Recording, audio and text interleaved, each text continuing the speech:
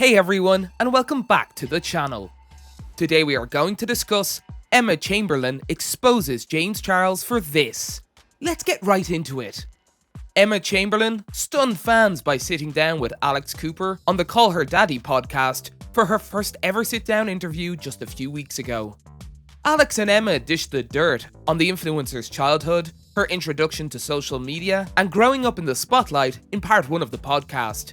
Whilst appearing on Call Her Daddy, Emma spoke about her childhood and explained that when she was 5 years old, her parents divorced and her mother moved 20 minutes away. She said, "That was actually not a super bad experience because I was really young and I didn't know any better. I was definitely a really bored kid because I was an only child." However, Emma feels that this made her more curious as a child and therefore sees it as a good thing. The influencer explained that her father is an artist, and when she was in school, they lived in a 1-bedroom apartment which she found tough socially, was living in the Bay Area. When Alex asked why Emma dropped out of high school, the influencer explained that she started her YouTube channel the summer of sophomore year because she was depressed. By the end of summer, Emma was making money and found that she was gaining respect from her peers at school. In junior year, Emma found it difficult to balance her school classes with her YouTube channel, which was rapidly growing. She said that she no longer felt she had to go to college, given she was making an income with her social media. Emma told Alex, "I kept dropping classes more and more until it got to the point where I was like, I just don't need to be here." Were her parents mad? It was actually the opposite. Emma's parents were really supportive, and it was actually partly their idea that she should drop out, as she was so miserable in school. However, fans claimed that she was shading James Charles during one part of the interview. She talked a lot about past friendships, past relationships, and people in the industry who used her in the interview. Many people believe she was referring to James Charles and the Dolan twins, despite the fact that no names were mentioned. Emma talked about her struggles with friendships when she first moved to Los Angeles on the podcast. She moved to LA when she was 17 and had a hard time determining whether or not people she met were her true friends or if they were simply using her for content and views.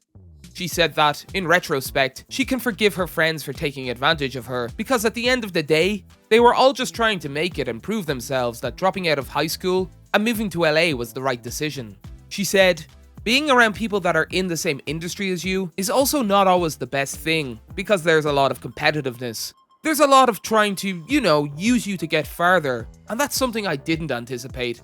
There's a lot of room to get f***ed over when you're being friends with people in your industry, and that's something I really struggled with and experienced."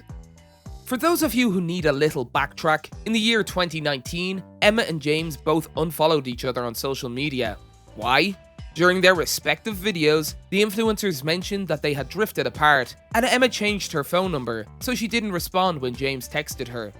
He interpreted this to mean they were officially feuding, which explains why they hadn't seen each other in nearly a year.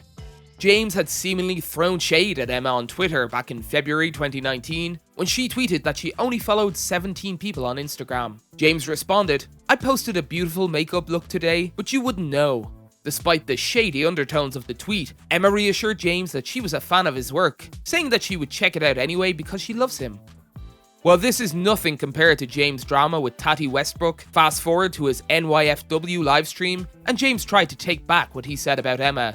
He said, "Okay, that was stupid to say what I said out loud, but I noticed 3 different names of 3 different people all popped up when I said that, so I'm going to need no one to take a screen recording and assume I don't want to hang out with her about any of those people because that is going to start trouble, and that's not what I said. So ignore that please, before I have a problem that I don't want." In James's NYFW livestream though, fans also name-dropped Tana Mojo, so he may have been referring to her. But it seems like all things are well patched up now when MUA Kelsey Deenahan shared a TikTok video of a super glammed up Emma, and James commented that Emma looked beautiful. Hollywood Fire later caught up with Emma on a morning run, and she answered questions about her current relationship status with James, where she told the paparazzi, "He's great. I love him." She also revealed that she received some of James's new merchandise, adding, "It's literally so amazing. I'm really proud of him. It looks great." That's it for today. If you guys enjoyed the video, make sure to hit that like button. Don't forget to subscribe and turn on that notification bell so you never miss out on any future content we'll produce for you guys. We're signing off now, but we'll be sure to catch you all in the next one.